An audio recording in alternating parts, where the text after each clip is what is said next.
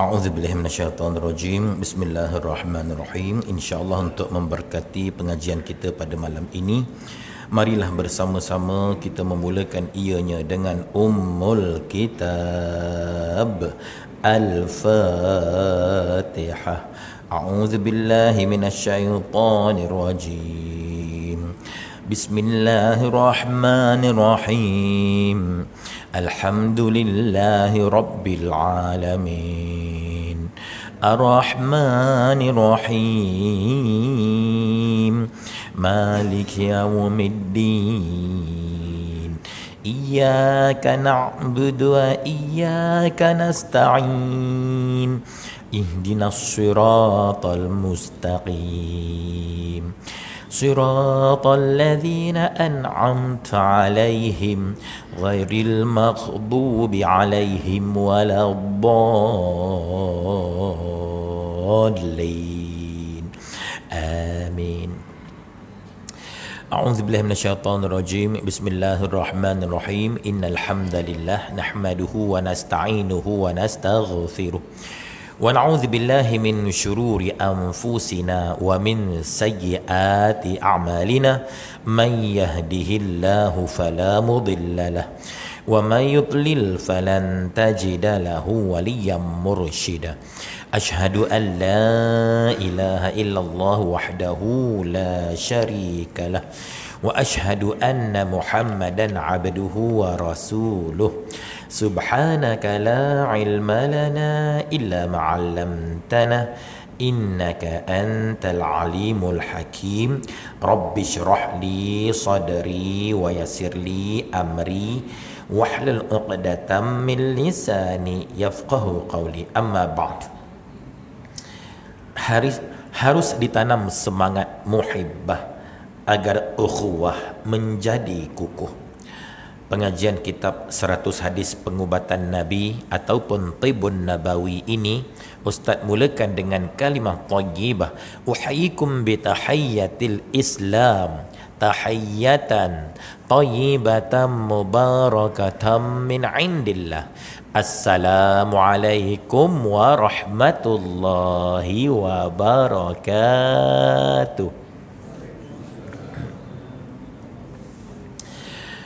Yang Ustaz muliakan Al-Fadil, Tuan Imam, barisan tuan-tuan Imam, barisan tuan-tuan Bilal, seluruh ahli jawatankuasa Surah An-Nur Seksyen 20 Shah Alam yang diketuai oleh Tuan Pengerusi Surau, tuan-tuan guru, para alim ulama, para asatizah, para ilmuwan, para cendekiawan, para pencinta-pencinta ilmu, para pencinta kepada majlis-majlis ilmu, muslimin muslimat, hadirin hadirat sidang jemaah yang merupakan bakal-bakal penghuni syurga yang dirahmati oleh Allah dan disayangi oleh Nabinya Muhammad sallallahu alaihi wasallam. Alhamdulillah, syukur yang tak terhingga, marilah bersama-sama kita rafakkan setinggi-tinggi rasa kesyukuran kehadiran Allah Subhanahu wa taala atas segala nikmat kurniaannya yang melimpah-limpah, yang mencurah-curah, yang tak terhitung bilangannya. Allah Azza wa Jalla berfirman, ba'da a'udzu billahi minasyaitonir rajim, wa in ta'uddu ni'matallahi la tuhsuha. Maksudnya, dan jika kamu nak menghitung nikmat-nikmat Allah, nescaya kamu takkan mampu untuk menghitungnya. Syukur, syukur, syukur, kerana Allah telah memberi nyawa kepada kita hingga ke saat ini, yang mudah-mudahan dengannya kita dapat melaksanakan sebagaimana tuntutan kita diciptakan atas muka bumi. Wa ma khalaqtul jinna wal insa illa liya'budun. Dan tidak sekali-kali aku ciptakan jin dan manusia melainkan supaya mereka menyembah atau mengabdikan atau beribadah kepada aku. Itulah matlamat utama kita dijadikan, ya. Marilah bersama-sama kita mengutamakan akhirat, ya, lebih daripada dunia, insya-Allah.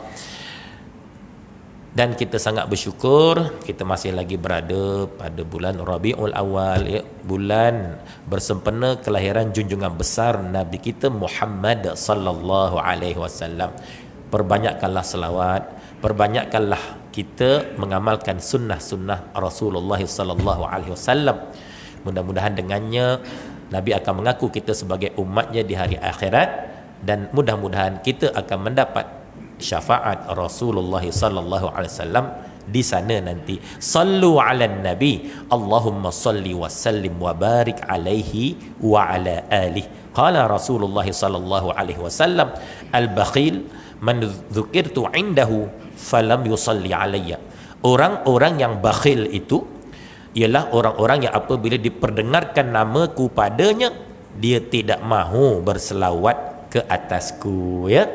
Jadi insya-Allah setiap kali kita terdengar saja disebutkan nama Nabi Muhammad sallallahu alaihi wasallam, cepat-cepat kita berselawat, ya, Allahumma salli ala sayyidina Muhammad wa ala ali sayyidina Muhammad, ataupun sallallahu alaihi wasallam, ataupun Allahumma salli wa sallim wa barik alaihi wa ala alihi. Subhanallah. Qala Rasulullah sallallahu alaihi wasallam, man shalla alayya marratan sallallahu alaihi biha asyaratan.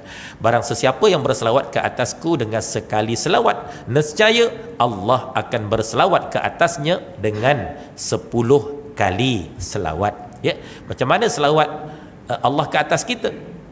Kalau kita berselawat ke atas Nabi, Allahumma salli ala sayyidina Muhammad wa ala ali sayyidina Muhammad. Macam mana selawat Allah ke atas kita? Yang disebut kita selawat sekali atas Nabi Muhammad, Allah berselawat 10 kali untuk kita.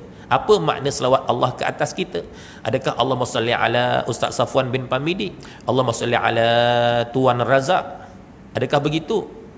Sesungguhnya selawat Allah ke atas kita setelah kita berselawat ke atas Nabi Muhammad sallallahu alaihi wasallam adalah berupa pengampunannya untuk kita, berupa rahmatnya untuk kita, berupa kasih sayangnya untuk kita.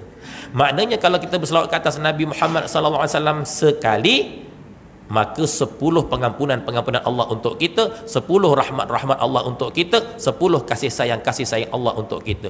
Kalau kita berselawat ke atas Nabi Muhammad sallallahu alaihi wasallam 10 kali, maknanya 100 pengampunan Allah untuk kita, 100 rahmat Allah untuk kita, 100 kasih sayang Allah untuk kita. Maknanya kalau kita berselawat ke atas Nabi Muhammad sallallahu alaihi wasallam 100 kali, maknanya 1000 pengampunan Allah untuk kita, 1000 rahmat Allah untuk kita, 1000 kasih sayang Allah untuk kita. Allahumma salli wa sallim wa barik alaihi wa ala alihi. Alhamdulillah, ya. Subhanallah, malam ni menyambung pengajian yang lalu pada muka surat yang ke-75, ya. Muka surat yang ke-75. Baik, tajuk besar Ruqyah untuk Al-Ain. Ruqyah untuk Al-Ain. Hadis 77, Bismillahirrahmanirrahim.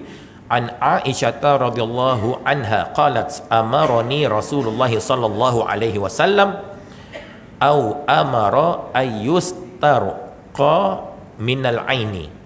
Dari Aisyah radhiyallahu anha menceritakan Rasulullah sallallahu alaihi wasallam menyuruhku atau baginda menyuruh untuk diruqyah dari Al-Ain. Sahih Al-Bukhari dalam kitab At-Tib. Hadis 78. Bismillahirrahmanirrahim. An Ummi Salamah radhiyallahu anha anna an-nabiy sallallahu alaihi wasallam ra'a fi baitiha jariyatan fi wajhiha saf'atun faqala istarqu laha fa inna biha an-nazrah. Dari Ummu Salamah radhiyallahu anha menceritakan Nabi sallallahu alaihi wasallam melihat di rumahnya, yakni rumah Ummu Salamah, seorang hamba perempuan yang mukanya berubah dari warna asalnya. Lalu baginda berkata, mintalah dibacakan ruqyah untuknya kerana ia telah terkena ain, yakni pandangan mata, ya. Sahih Al-Bukhari dalam kitab At-Tib. Hadis ke-79. Bismillahirrahmanirrahim. An Abi Hurairah radhiyallahu anhu anin Nabiy sallallahu alaihi wasallam qala al-ainul haqq qala al-ainu haqqun Wa naha 'anil washmi. Dari Abu Hurairah radhiyallahu anhu menceritakan dari Nabi sallallahu alaihi wasallam yang bersabda, al-ain adalah benar, dan baginda menegah dari tatu, ya. Sahih Al-Bukhari dalam kitab At-Tib. Baik, Ustaz telah bacakan ketiga-tiga hadis. Semuanya berkisar tentang tajuk al-ain, ya, al-ain. Subhanallah. Baik, apa itu al-ain? Ya, yang Nabi kata al-ainu haqqun, ya. Penyakit ain itu benar. Subhanallah. Baik. Ulasan. Yang pertama, al-ain bermaksud iaitulah renungan mata dari musuh atau orang yang berhasad yang menyebabkan orang yang dipandang mendapat sakit. Dipetik daripada kitab An-Nihayah. Itu renungan mata daripada orang yang ada penyakit hati, ya, iaitulah hasad dengki terhadap kita. Yang kedua, atau seorang memandang kepada sesuatu dan berasa takjub melihatnya, lalu pandangan takjubnya itu menimbulkan mudarat kepada benda yang dipandang itu. Masya Allah, ya. Yang kedua, pandangan mata daripada orang yang berasa kagum, berasa takjub, ya, kepada kita. Masya Allah, itu pun harus juga orang itu terkena al-ain. Baik, itu dipetik daripada kitab Minhatul Bari.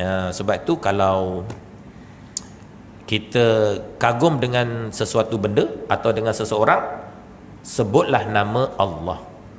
Subhanallah, cantiknya, Masya Allah, hebatnya, Allahu Akbar, luar biasanya. Macam tu. InsyaAllah bila kita sebut saja nama Allah, ketika mana kita kagum dengan sesuatu perkara, maka perkara itu tak akan terkena al-ain, ya. Masya Allah. Tapi kalau kita tidak menyebut nama Allah, kebarangkalian kena al-ain tu memang ada, ya. Masya Allah. Subhanallah. Baik, kita lihat yang kedua, cara mengubati al-ain, ya. Cara mengubati al-ain. Orang yang mengakibatkan al-ain, yakni mudarat al-ain itu datang dari matanya, hendaklah membasuh anggota-anggotanya, iaitu wajahnya, dua tangan, dua siku, dua lutut, dan jari-jari dua kakinya, serta bahagian dalam kain izarnya, yakni kain sarungnya, iaitu bahagian yang mengenai kulit, dibasuh dan airnya ditadah ke dalam bekas, kemudian disiramkan ke atas orang yang terkena al-ain, akan sembuh dengan izin Allah, ya. Dipetik daripada Sahih At-Tib An-Nabawi halaman 135 sampai 138. Kaedah yang kedua pula, dibacakan ar-ruqyah untuk mengubati al-ain, antaranya ayat 51 daripada surah Al-Qalam, ya. Nanti tuan-tuan boleh buka ayat 51 surah Al-Qalam. Itulah bacaan ruqyah, ya, untuk orang yang terkena penyakit al-ain. Yang ketiga, orang yang mengakibatkan al-ain mengambil wuduk, kemudian air wuduknya disiramkan ke atas mangsa yang terkena al-ain, ya. Dipetik daripada Sahih At-Tib An-Nabawi halaman 135 sampai 138, ya. Baik, kalau kita tengok tiga cara ni, kaedah nak mengubati orang yang terkena al-ain ini cara yang dengan C, ya. Pertama dan ketiga tu agak sukar. Sukar kenapa? Kerana kita nak mengenal pasti siapa menjadi asbab seseorang itu terkena al-ain, ya. Agak sukar.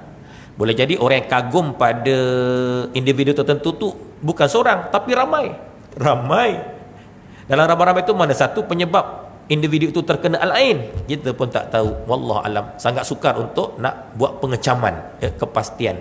Masya Allah. Jadinya cara termudah, ya, yang saya kira antara yang terbaik, iaitulah cara yang kedua ataupun B tadi, dibacakan ar-ruqyah untuk mengubati al-ain, ya, pada orang yang terkena al-ain. Antaranya ayat 51 dari surah Al-Qalam. Nanti tuan-tuan boleh buka Al-Quran, surah Al-Qalam ayat 51. Itu ruqyahnya. Tuan-tuan boleh mengulang-ulanginya sebanyak 7 kali. Ya, 7 kali. Kemudian dihembus pada orang yang terkena Al-Ain.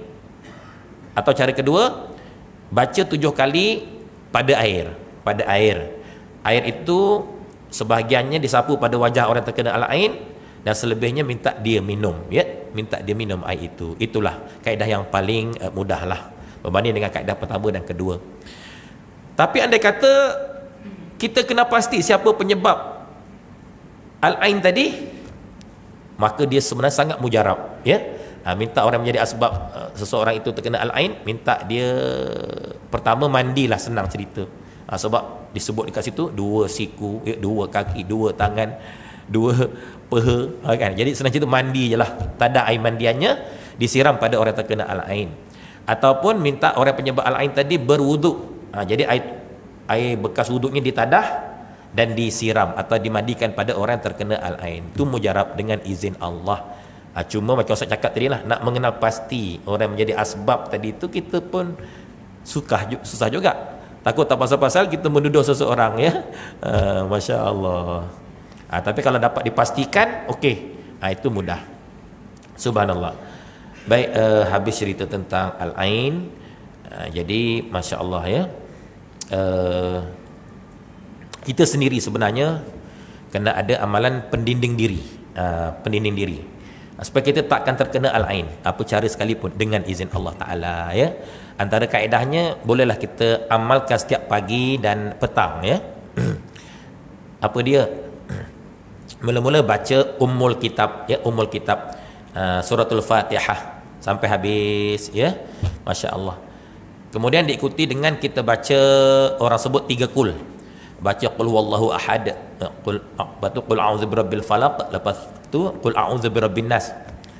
Dah selesai, kita baca pula 5 ayat terawal daripada surah Al-Baqarah, daripada Bismillahirrahmanirrahim, Alif Lam Mim, sampai ulaika ala hudam mir rabbihim wa ulaika humul muflihun. Selesai baca 5 ayat pertama daripada surah Al-Baqarah, itu pangkal, ambil tengah pula, iaitulah ayatul kursi, Allahu la ilaha illa huwal hayyul qayyum, sampai habis, ya. Selesai baca ayatul kursi, ambil 3 ayat terakhir pula daripada surah Al-Baqarah, bermula dengan lillahi ma fis samawati wa ma fil ard. Lepas tu ayat berikutnya amanar rasulu bima unzila ilaihi mir rabbihi wal mu'minun. Yang terakhir sekali la yukallifullahu nafsan illa wus'aha, sampai habis, ya. Subhanallah. Jadi inilah ayat pendinding diri yang sangat kuat, ya. Diamalkan setiap pagi dan setiap petang, ataupun setiap kali lepas subuh dan setiap kali lepas maghrib. Amal setiap hari, insya-Allah. Andai kata ada orang berniat tak baik, insya-Allah nak menyihir, nak hantar santau, ya, dan sebagainya, insya-Allah takkan berupaya mengenai kita dengan izin Allah. Ataupun barangkali ramai orang yang kagum dengan kita dan mereka tak menyebut nama Allah, ya, insya-Allah kita pun takkan terkena Al-Ain dengan izin Allah, ya. Itu secara amalan pembacaan, ya, zikir-zikir ayat Al-Quran, ya. Adapun amalan bentuk fizikal pula, sabda Rasulullah sallallahu alaihi wasallam, maksudnya man tasabbaha, ya, bisab'in tamaratin, ya, barang sesiapa yang berpagi-pagi dengan 7 biji tamar ajwah, nescaya pada hari tersebut tidak akan berupaya mengenai pada dirinya racun dan juga sihir, ya. Hadis riwayat Imam Bukhari. Ini dalam bentuk ikhtiar secara fizikal, iaitu makan buah kurma atau tamar ajwa setiap pagi 7 biji. Ustaz, kenapa mesti 7 biji? Kenapa tak 10 biji je Ustaz? Ya, ataupun mungkin 6 biji? Ya, boleh cuba. Tetapi percayalah, kalau kita makan 10 biji atau 6 biji, takkan menjadi, tuan-tuan. Ditakdirkan ada orang nak hantar sihir, memang kita kena dengan izin Allah Ta'ala, ya. Sebab Nabi sebut 7. Ulama membahaskan kenapa 7. Tak ada siapa yang boleh bagi jawapan. Wallahu alam. Sama seperti kita mempersoalkan, kenapa solat maghrib tadi 3 rakaat? Kenapa nanti solat isyak 4 rakaat? Kenapa besok solat subuh 2 rakaat? Siapa boleh jawab? Siapa boleh jawab? Tak ada siapa boleh jawab, kerana ini syariat. Sami'na wa ata'na. Kami dengar dan kami taat. Kita mesti beriman.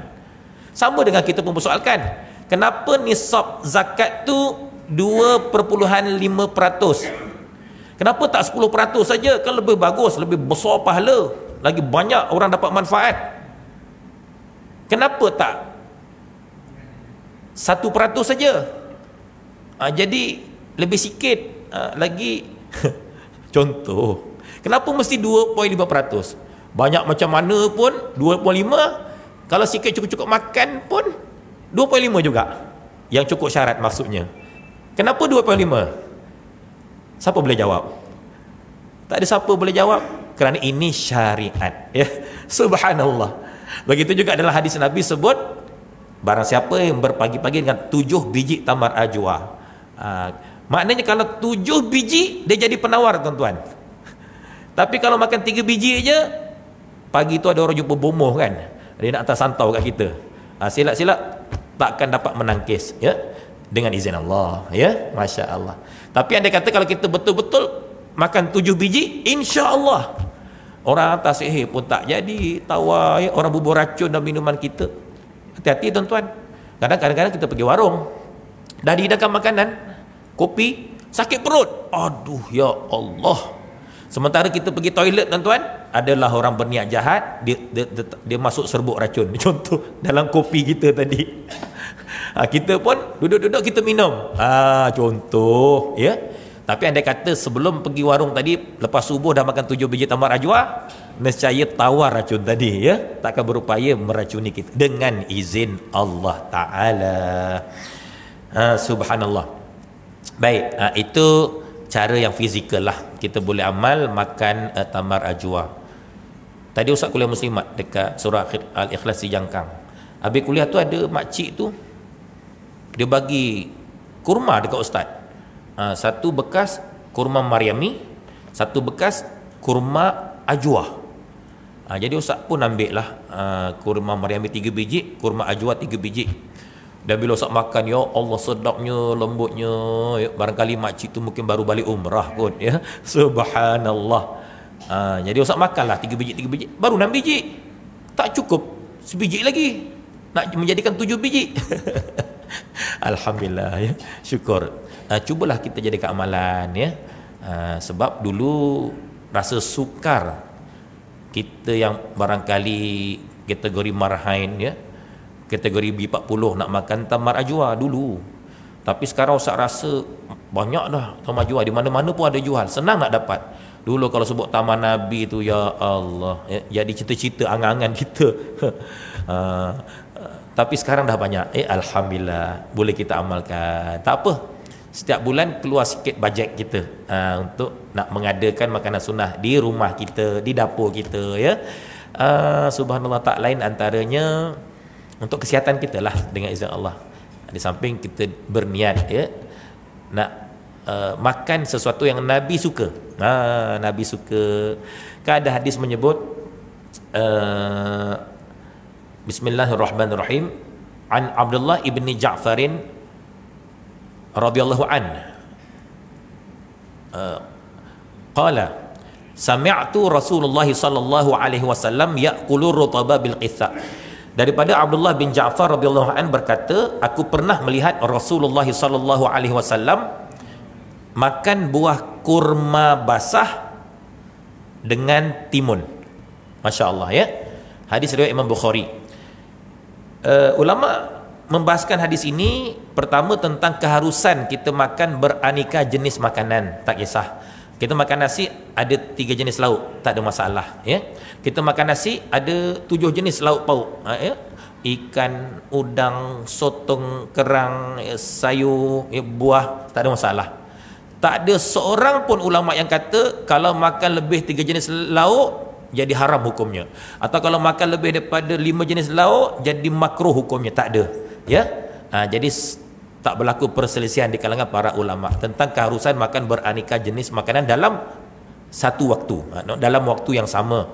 Masya Allah. Yang tak boleh apabila kita makan melampaui batas, ya, maknanya terlalu banyak, itu yang tak boleh, walaupun satu jenis sahaja, ya. Masya Allah. Dan bila sebut beraneka jenis makanan, pengalaman Ustaz pertama kali lah, dah lama sangat ya, masa Ustaz muda-muda dululah. Sekarang pun bukanlah dah tua, cuma tak berapa nak muda, ya. Jadi pengalaman Ustaz waktu muda-muda dulu, Ustaz pernah pergi Sumatera, ya. Kita mendarat dekat Medan. Jadi kawan-kawan pun ajak pergi restoran nasi Padang. Oh, restoran nasi Padang. Masuk-masuk aja restoran, baru duduk tak sampai seminit, ya Allah, pelayan-pelayan bawa keluar lauk pauk yang begitu banyak sampai penuh meja. Wah, Ustaz pun dah seram-seram sejuk. Tepuk-tepuk kocik, macam tak cukup bajet ni. Ustaz pun, macam mana kita tak minta tapi dah dihidang penuh meja ni. Ustaz kira ada lebih 30 jenis lauk. Macam mana ni? Lepas tu Ustaz, nasib baik Ustaz pun bertanya, bang, macam mana ni bang nak bayar ni? Banyak betul kita minta pun ni. Relax Ustaz. Kenapa bang? Caranya Ustaz jangan jamah semua. Mana Ustaz nak je Ustaz jamah, itu je yang akan dikira. Yang kita tak jamah, tak sentuh, dia tak akan kira. Oh gitu ke? Nasib baik. Seram Ustaz, kalau semua kena bayar, pengsan kita tuan-tuan, ya. Tak cukup tanah, gurau saja, ya. Subhanallah. Jadi tak ada masalah, ya. Masya Allah. Baik. Yang kedua pula, pandangan daripada Al-Qurtubi rahimahullah, ya. Imam Qurtubi berpandangan dari sudut perubatan Islam, yakni pencampuran ubat. Bila Nabi SAW makan buah kurma basah dengan timun, kurma basah sifatnya panas, manakala timun sifatnya sejuk. Rupa-rupanya Nabi setiap kali makan sesuatu yang berunsur panas, Nabi akan gabungkan dengan makanan yang berunsur sejuk, menjadikan badan kita tak panas dan tak sejuk. Maknanya tengah-tengah, sedang-sedang, pertengahan, menjadikan badan kita stabil suhunya dan kita sehat, ya. Kita sehat, Masya Allah. Dan rata-rata makanan sunnah bersifat panas. Madu panas, minyak zaitun panas, minyak habbatus sauda panas, kebanyakannya panas, ya. Subhanallah, hatta kurma sekalipun panas. Sebab itulah kurma kalau makan satu okey, makan tiga sunnah. Sebagaimana Nabi setiap kali nak berpuasa, Nabi akan makan 3 biji kurma, dan makan 7 biji menjadi penawar kepada sihir dan racun. Tapi kalau makan sampai 30 biji, dia boleh mendatangkan kemudaratan. Walaupun kurma itu makanan sunnah, tapi bila diambil dengan bilangan yang banyak, dia boleh memudaratkan. Jadi nak mengimbangi kurma tadi supaya hilang mudaratnya, kita cantumkan dengan makanan-makanan yang bersifat sejuk, ya. Antaranya timun, antaranya tembikai, ya. Antaranya buah delima. Subhanallah. Kalau buah anggur panas, ya. Subhanallah. Buah delima sejuk. Subhanallah. Baik, mungkin Ustaz nak kongsi satu perkara yang boleh kita buat lepas ni, kita amal, mudah-mudahan dengan sebab amalan ini kita menjadi sihat, ya. Lebih bersemangat nak beribadah, insya-Allah. Amin. Baru-baru ni Ustaz pergi ziarah rumah Tuan Haji Razi Mustafa, ya, dekat Taman Desa Mokis di Sungai Buloh. Baik, baru je. Jadi kami pun bersembang-sembang, tiba-tiba Tuan Haji Razi cerita pengalaman dia. Ustaz, masa musim PKP hari itu saya kena COVID-19. Masya Allah, ya. Dan saya dah ambil vaksin. Tapi lepas saya ambil vaksin, tahap kesihatan saya merudum, merosot serta merta, drop habis, ya. Mata saya menjadi kabur Ustaz. Saya tak mampu nak baca Al-Quran, tak mampu nak baca buku sebab kabur sangat. Kencing saya berbuih Ustaz, kuning berbuih. Buah pinggang saya bermasalah Ustaz. Dan kencing manis saya mendadak naik bacaan gulanya. Masya Allah. Dan tiba-tiba sendi-sendi saya semua sakit, hingga memaksa saya berjalan menggunakan kerusi roda. dan terpaksa pegang tongkat, ya, Masya Allah. Dan subhanallah, degupan jantung saya pun menjadi tak stabil, Ustaz, ya, Masya Allah. Itu antara masalah. Dalam keadaan sedemikian, Ustaz, saya pun cuba berikhtiar. Tiba-tiba ada seorang lelaki Indonesia, dia jual jamu herba. Jadi setelah saya pun bertanya apa, saya teringin nak mencuba. Subhanallah, bila saya dah cuba, Ustaz, nampak ada perubahan lah, macam serasi. Saya rasa lebih bertenaga, mata pun dah jadi semakin terang, ya. Kencing pun dah tak berbuih, jernih aja. Masya Allah. Sendi-sendi pun dah kurang rasa sakit. Subhanallah, ya. Jantung pun rasa lebih stabil. Lepas tu, Ustaz, saya pun terus amal. Akhir sekali saya terfikir, ramuan ni macam boleh buat sendiri. Lepas tu saya pun bertanya, saya pun tak puas hati, saya pun search dekat Google, dekat YouTube. Akhirnya saya menemui jawapan. Rupa-rupanya ada ramuan tu orang Indonesia buat. Masya Allah. Akhirnya sekali saya dah tahu rahsia ramuan tu, saya pun beli sendiri semua bahan-bahan itu dekat kedai. Lepas tu saya buat sendiri, dan saya terus amal hingga ke hari ini. Hari ini, Ustaz, sebagaimana yang Ustaz lihat sendiri. Masya Allah, betul tuan-tuan. Haji Razi masa dia keluar rumah tu, nak buka pagar rumah tu, dia boleh jalan steady, tuan-tuan. Sedangkan sebelum pakai kerusi roda, pakai tongkat. Lepas tu dia tak pakai cermin mata dah, matanya dah terang sekarang. Subhanallah. Daripada kabur tak boleh baca Quran, sekarang dah terang benderang dengan izin Allah. Kencing pun katanya dah jernih, maksudnya buah pinggangnya dah sehat. Lepas tu masalah sakit sendi apa semua pun dah reda. Ya, jantung pun stabil, gula pun dah turun, ya. Apa ramuannya, tuan-tuan? Kita sambung selepas lantunan azan Isya. Falitafadhal mashkura.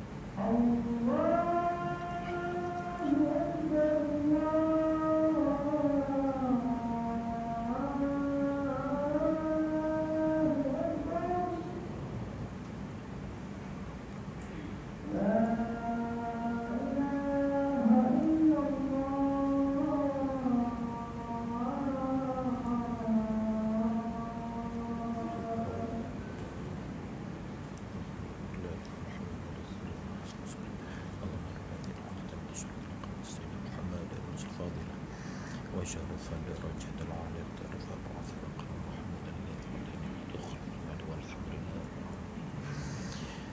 Walhamdulillahirabbil alamin.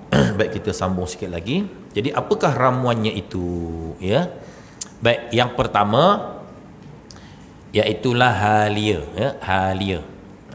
Halia. Yang kedua, kunyit hidup. Kunyit hidup. Dan saiz kunyit itu separuh daripada halia.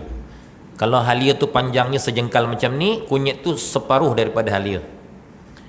Yang ketiga, buah tomato, ya, buah tomato.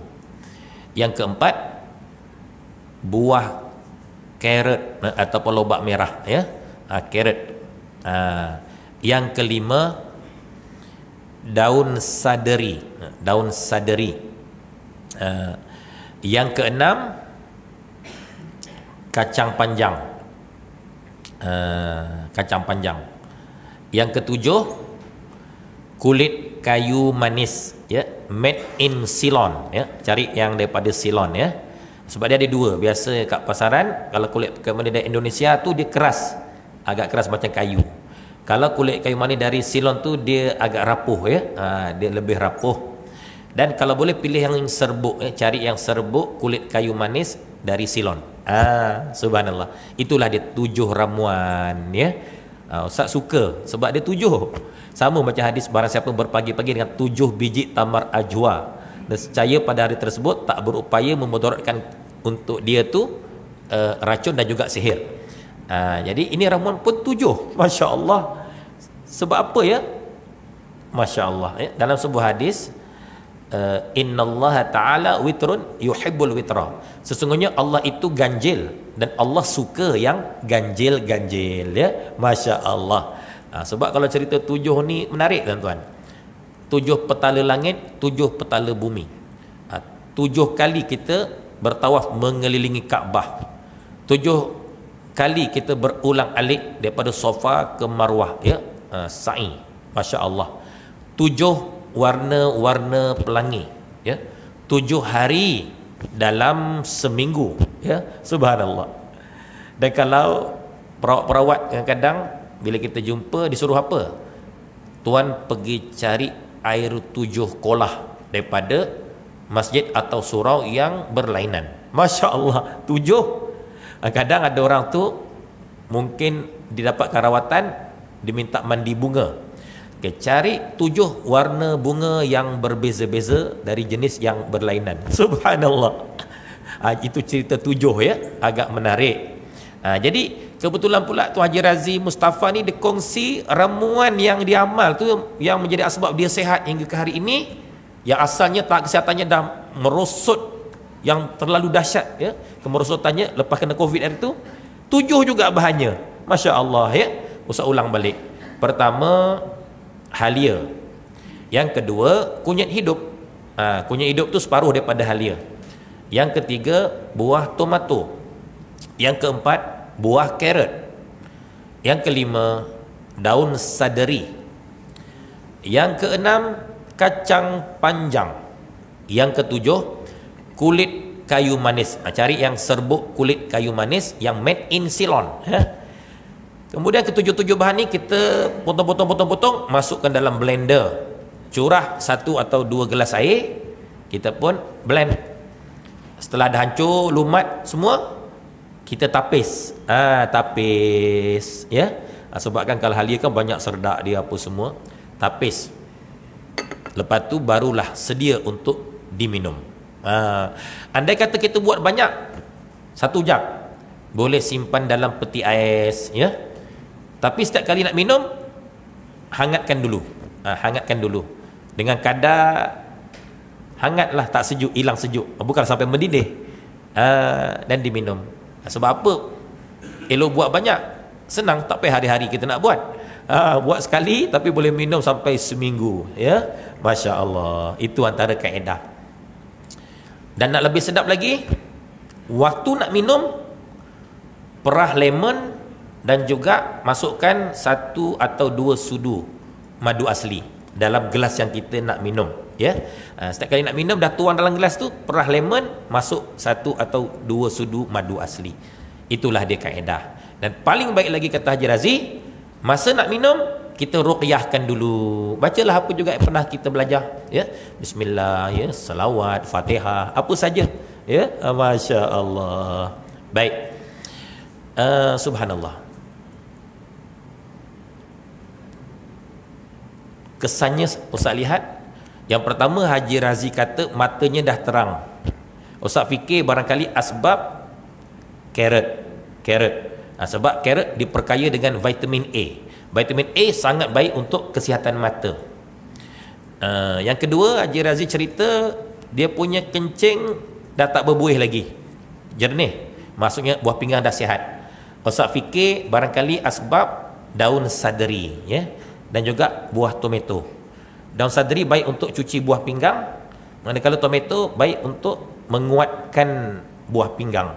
Buah tomato kalau kita belah dua, kita tengok dalamnya, bentuknya seakan-akan macam buah pinggang, macam kidney, buah pinggang, ya, seakan-akan. Subhanallah. Haji Razi cerita lagi, gula dalam darahnya pun dah stabil. Ustaz fikir barangkali asbab kulit kayu manis, ya. Sebab kulit kayu manis kalau kita gigit dia punya rasa manis, tapi dia ubat kencing manis. Seperti mana juga daun stevia, kalau kita gigit manis, tapi dia ubat kencing manis. Seperti mana juga pokok tebu gajah, kalau kita racik-racik kulitnya, kita gigit manis, tapi orang dulu-dulu guna untuk ubat kencing manis, ya. Subhanallah, ya. Rupanya kencing manis ubatnya ada pada yang manis-manis, ya. Subhanallah. Baik, kemudian Haji Razi cerita lagi, dia punya jantung dah sihat, ya, dah stabil degupannya, tak seperti sebelum ni lemah sangat, ya, sampai tak terdaya dia nak berjalan. Ustaz fikir barangkali asbab kunyit, sebab sifat kunyit ni dia mencairkan darah. Masya Allah, ya. Sebab itu kalau orang yang mengamalkan ubat hospital pencair darah, dia jangan makan dengan kunyit bersekali, jangan. Ataupun kunyit dia ambil dengan pengambilan yang banyak, jangan. Ambil sedikit ataupun jarakkan. Sebab nanti dibimbangi, darahnya menjadi terlalu cair, nanti mendatangkan masalah yang lain pula, ya. Jadi pengamalan kunyit ni baik untuk mencairkan darah, menjadikan bila darah cair, perjalanan darah pun lancar, ya. Dan jantung pun sihat. Sebab apa? Bila darah kita pekat sangat, jadi jantung terpaksa bekerja lebih daripada biasa. Dia terpaksa overtime. Dia terpaksa, sebab dia nak pump, nak bagi perjalanan normal, tapi agak berat.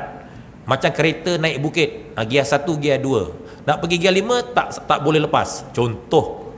Jadi bila jantung dia kerja kuat, dia kerja lebih masa, overtime, lebih daripada sepatutnya, akhirnya dia pun penat, dia pun letih, akhirnya kenalah lemah jantung, ya. Tapi kalau darah cair, maka jantung bekerja relax saja, santai-santai saja, dia pump normal, yang sepatutnya lah dia bekerja, menjadikan dia sihat, ya. Masya Allah. Baik, Haji Razi cerita masalah sendinya hilang, sampai tak perlu pakai kerusi roda dah, tak perlu pakai tongkat, ya. Masalah arthritis, peradangan sendi, atau rheumatik, ya, ataupun rheumatism. Ustaz fikir barangkali sebab halia, ya. Sebab halia bersifat karminatif. Karminatif ni unsur penolak angin. Sebab tu kalau kita rasa tak sedap badan, macam banyak angin, minum air halia yang panas, ya. Masya Allah. Itu sifat halia. Kalau kita rasa sakit-sakit sendi, sengal-sengal, rasa tak sedap badan, cuba kita jumpa tukang urut. Biasanya tukang urut bila dia start aja mengurut, dia tekannya, dia pun